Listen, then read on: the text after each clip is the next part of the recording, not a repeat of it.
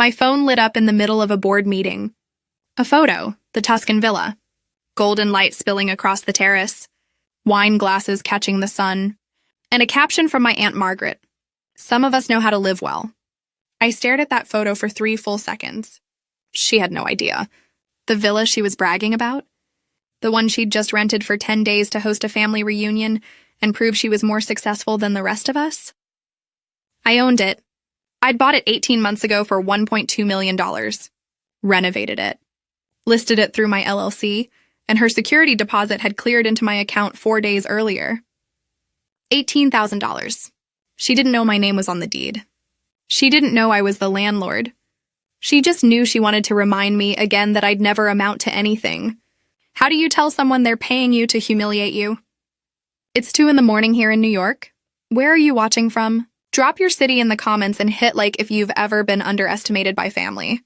Because to understand how we got here, you need to know what she said at my mother's funeral. I was 16 when my mom died. Car accident. No warning. 1 phone call and my entire world collapsed. Margaret was her older sister. The successful one. The one who'd married a surgeon, lived in the suburbs, drove a Mercedes. At the funeral, she pulled me aside. "You'll need help now," she said. "I'll be here for you." 2 weeks later, I asked if she could co-sign my student loans. Community college. Nothing fancy. She said no. "You need to learn to stand on your own," she told me. "Your mother babied you. I won't make the same mistake." I was 16. I had $40,000 in life insurance money, and an aunt who told me I'd never understand what it meant to work hard. So I worked 2 jobs, night classes. I got my associate's degree in 3 years while waiting tables and cleaning offices. My mom's old boss, a woman named Claire who ran a commercial real estate firm, saw something in me. She offered mentorship, taught me how properties work, how to read markets, how to build equity. I bought my first rental at 24. A small condo. I turned mom's $40,000 into 6 figures in 4 years. Margaret never asked how I was doing. She just kept showing up to family events in designer clothes, talking about her investments, reminding everyone that some people were built for success. I didn't correct her. I kept working, kept studying, kept quiet. By the time I turned 30, I had 6 properties. Luxury vacation rentals across Europe. The Tuscan villa was my crown jewel. I ran everything through an LLC, Serenata Properties. No one in my family knew. They still thought I worked some boring office job in finance. I saved every email Margaret ever sent me. Every text where she called me aimless or stuck. I save everything. And then 3 weeks ago, Margaret made a reservation. The call came on a Thursday. "I'm planning something special," Margaret said. Her voice had that fake warmth she uses when she wants something. "A family legacy reunion in Tuscany? I need you to step up for once." I asked what she meant. "I've rented this incredible villa," she said. 10 days. The whole family? Your cousins, your uncle, everyone. It's going to be beautiful." "That sounds nice," I said. "I need you to contribute $4,000, she said. "It's your share." I paused. "Margaret, I can't contribute right now." Silence. Then her voice changed. "Of course you can't," she said. "This is exactly why your mother worried about you. You'll never understand what it means to live well." I stayed quiet. "Some of us work hard," she continued. "Some of us build things. And some of us just exist. I don't know why I'm surprised." She hung up. 10 minutes later, the family group chat exploded. Margaret had already told her version. I tried to include everyone, but some people are too proud to help family. My cousin Lisa replied first. "Seriously? You can't even chip in?" Then my uncle.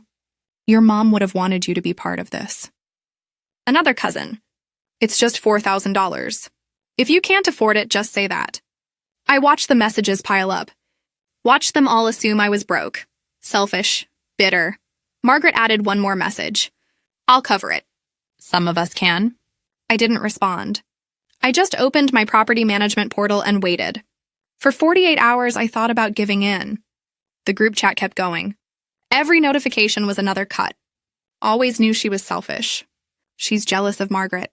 Always has been. My uncle sent me a private message. "Your mom would be ashamed." That one stayed with me. My boyfriend, trying to help, said what everyone says. "Is $4,000 really worth losing your family over?" I sat at my desk that night, staring at my laptop. My property management dashboard was open. 6 listings, all booked solid. I hovered my hand over my phone, pulled up Venmo, typed in Margaret's name.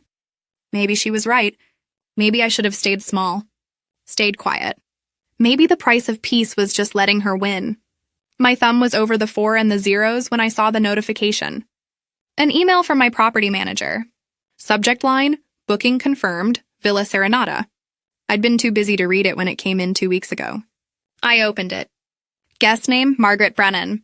Dates, June 14th through June 24th. Nightly rate, $1,800. Total, $18,000. I read it 3 times. She was renting my villa. The one I owned. The one she had no idea was mine. And she demanded I pay her $4,000 to help cover it. I took a screenshot. Then another. Then I opened the full contract. The rental agreement was 12 pages long. I scrolled to the signature block. There it was. Margaret's full name. Her credit card authorization. Her digital signature from the booking platform. She'd agreed to every term. Every clause. Every fee. Including Section 12. Owner reserves the right to visit the property with 48 hours written notice. I read the payment breakdown. 10 nights. $1,800 per night. $18,000 total. Security deposit, $2,000. Cleaning fee, $500. $20,500. She'd paid it all up front. I clicked over to my bank account. The deposit had cleared 4 days ago. Margaret had just spent over $20,000 to rent a villa she thought would prove she was more successful than me. A villa I owned, while demanding I give her $4,000. The irony was so sharp I almost laughed. But I didn't. I opened a new folder on my desktop. Labeled it Receipts. I saved the contract, the payment confirmation, the booking email, the terms and conditions with her signature. I took screen recordings, backed everything up to the cloud, and then I did something I hadn't done in years. I opened Instagram. Margaret had just posted a photo of the villa, golden hour, wine in hand. That same terrace from the text she'd sent me. The caption? Some people dream. Some people do. Grateful I can share this with the family members who show up. I screenshotted that too. Margaret's Instagram became a production. Every day a new post. The villa at sunrise. A charcuterie board on the terrace. Her in a linen dress holding a glass of Chianti. This is what happens when you invest in yourself, one caption read. Another, I worked hard so my family could experience this. No shortcuts. Just discipline. She tagged every family member. Except me, the comments poured in. You're such an inspiration, Margaret. Wow, goals. And then from my cousin, wish everyone could have chipped in. Some people just don't value family. Margaret liked that comment. Someone else replied. Who didn't help? My name got mentioned. Even she wouldn't contribute. Typical. It spread. A family friend shared Margaret's post to a local community group. Someone I used to work with sent me the link. Is this your aunt? Yikes. The stakes weren't just private anymore. This was public now. My reputation, my name. My boyfriend saw the posts. You have to say something, he said. I will, I told him. Soon. But Margaret wasn't done. She went live on Instagram. A villa tour. Showing off every room, every view. This is the kind of place my family could never imagine, she said on camera. Except those of us who actually built something. She lingered on that line. Let it sit. I watched the whole thing. And I made a decision. The family was flying out in 6 days. I had a contract clause. I had a plan. And I had receipts she didn't even know existed. I pulled every document I had. First, the deed. Property purchase January 2022. Villa Serenata, Tuscany, Italy. Purchase price $1,200,000. Owner, Serenata Properties, LLC. I opened the LLC filing. Managing member, my full name. Ownership, 100%. Then the renovation invoices. Furniture, fixtures, landscaping. I'd spent another $300,000 making it perfect. Every receipt had my name, my accounts, my signature, but I wanted to know something else. I logged into the booking platform's backend. Ran a credit inquiry report, standard for high-value rentals. Margaret's credit file came up. She'd opened a new line of credit 2 weeks before booking the villa. $20,000 limit. Interest rate, 22%. She was financing this trip. Going into debt to look wealthy. while calling me poor. I sat back. And then I remembered something. I had access to my mom's old email account. We'd never closed it. I searched Margaret's name. One email. Sent 3 years ago. 2 years before Mom died. Subject, quick favor. I just need a short-term loan. $10,000. I've got an investment opportunity that's time-sensitive. I'll pay you back by Christmas, I swear. Mom had replied, transferred. Love you. Margaret never paid it back. I screenshotted everything. The deed, the LLC, the credit line. The email. Now I understood. This wasn't about me. It never was. I spent that night piecing it together. Margaret wasn't successful. She was performing. Her consulting business. I checked the state records. Dissolved 6 months ago. Her LinkedIn showed gaps. Job titles that didn't add up. A lot of entrepreneur and strategic advisor with nothing concrete underneath. She lived off credit. Off image. Off the idea that she was the one who'd made it. And my mom? The younger sister. The one people said was prettier, kinder, more loved. Margaret resented her. When Mom died and left me that $40,000 in life insurance, left it to me, a teenager, and not her older sister, that resentment became something worse. I remembered the funeral now. The way Margaret whispered to another aunt while I stood 10 feet away. She left it all to a teenager. Not a cent to me. Margaret needed me to fail. Because if I succeeded, if I did it quietly without her help, without needing her, it destroyed the story she'd built about herself. She wasn't the successful one. She was the one pretending. And I was proof that you didn't need to perform to build something real. This villa rental? It was a last-ditch play. Financed on debt. Designed to prove to the family and to herself that she was still above me. She didn't hate me. She hated that I reminded her of my mom, and that I didn't need her. I closed my laptop. I didn't want to humiliate her, but I couldn't let her humiliate me either. I picked up my phone and made a call. I emailed my property manager first. I'll be arriving on June 18th for an owner walkthrough. Please notify the guest per contract section 12. She replied in 10 minutes. Noted, notification sent. Let me know if you need anything on site. Then I booked a flight. One way to Florence. Departing in 14 hours. I packed light. One carry-on. Simple clothes. Nothing flashy. I wasn't going to Tuscany to perform. I was going to exist as the owner. I printed 3 copies of the deed. The LLC certificate. The rental agreement with Margaret's signature. The purchase receipt. I put them in a folder. Then I drafted a message to the family group chat. Short, factual, time to send when I landed. I need to clarify something about the villa. I'll explain when I arrive. I didn't send it yet. I sat at my kitchen table. The apartment was quiet. For 10 years, I'd stayed silent. Let Margaret tell her version. Let the family believe I was small, aimless, forgettable. I'd built an entire life in the shadows because I thought it was safer that way. But silence isn't safety. It's just another kind of cage. I wasn't hiding anymore.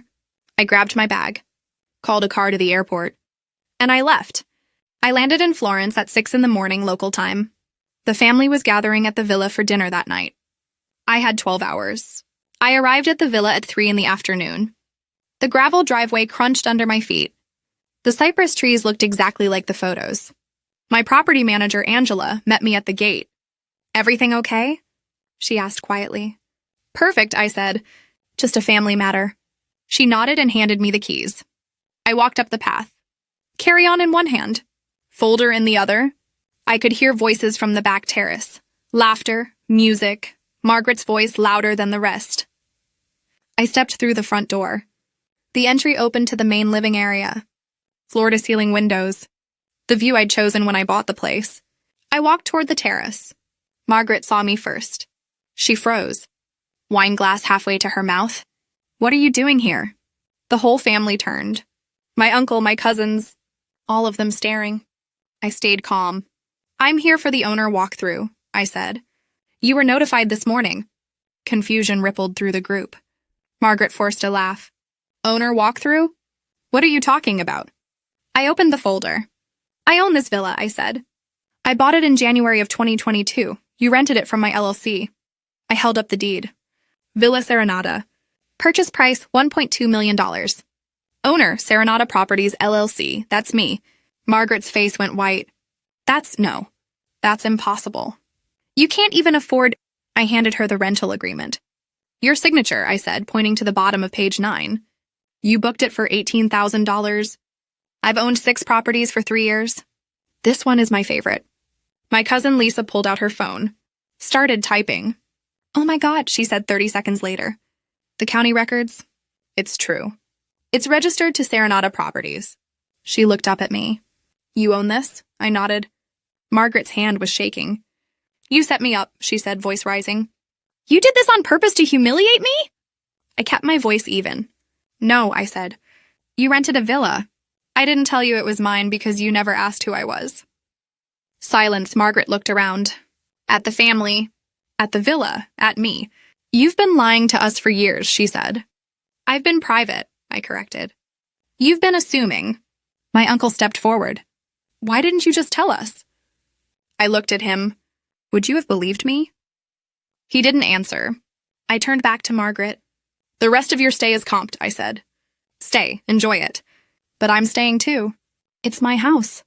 I walked past her, into the east wing, and I closed the door. Margaret checked out the next morning.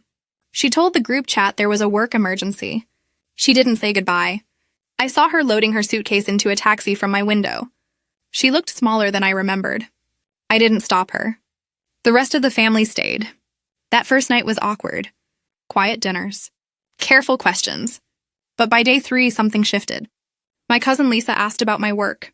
Really asked. How I started. What the properties were. How I learned. I told her about Claire. About the night classes.